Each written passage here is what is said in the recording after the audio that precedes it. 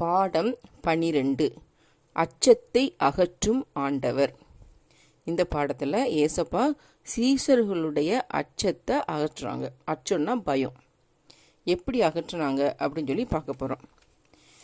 ஏசப்பா என்ன பண்ணுவாங்கன்னா, சீசர்கள்ட்ட சொல்லுவாங்க, நீங்கள் கடலுக்கு அந்த பக்கம் இருக்கக்கூடிய கப்பர் நகுமுக்கு போங்க, நான் பிறகு வாரேன் அப்படின்னு சொல்லிட்டு சீசர்களை ஃபஸ்ட்டு போட்டில் ஏற்றி அனுப்பி விட்ருவாங்க.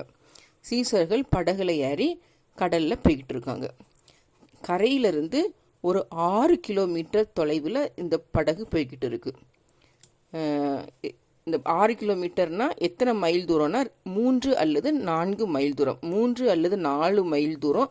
அப்படி இல்லைன்னா 6 கிலோமீட்டர் 6 கிலோமீட்டர் தொலைவில் இந்த படகு போய்கிட்டு இருக்கு. இந்த கடல் கலிலேயா கடல்.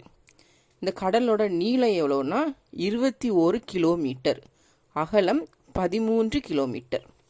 இப்படி இந்த போட்டில் சீசர்கள் போயிட்டுருக்காங்க. 6 கிலோமீட்டர் தொலைவில் போயிட்டுருக்காங்க. அப்போ பார்த்து பயங்கர காற்று வீசுது.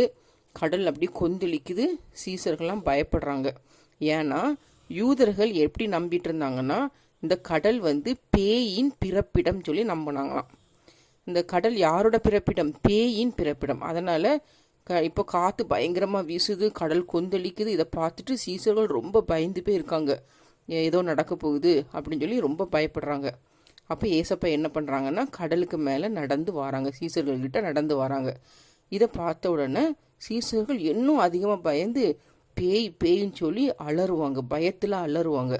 அப்போ ஏசப்பா பக்கத்தில் சீசர்களை பார்த்து சொல்கிறாங்க, திடன் கொள்ளுங்கள், நான் தான், பயப்படாதிருங்கள்னு சொல்லி சொல்கிறாங்க. ஏசப்பாவோட அந்த குரலை கேட்டதும் சீசர்களுக்கு நம்பிக்கை வருது. ஆமாம், இது ஏசப்பா தான், ஏசப்பா நம்ம கூட இருந்தால் ஒன்றும் நம்மளுக்கு எந்த துன்பமும் நம்மளை அணுகாது அப்படின்னு சொல்லி அவங்களுக்கு நம்பிக்கை வருது. அதுக்கப்புறம் ஏசப்பா அவங்க கிட்ட வந்ததும் அந்த கடல் கொந்தளிக்கிறது அமைதியாயிரும். ஏசப்பா அவங்க கூட ஏறி அக்கறைக்கு போகிறாங்க. இப்படி தான் ஏசப்பா எந்த துன்ப சூழ்நிலையும் நம்ம ஏசப்பாவை நோக்கி கூப்பிடணும்.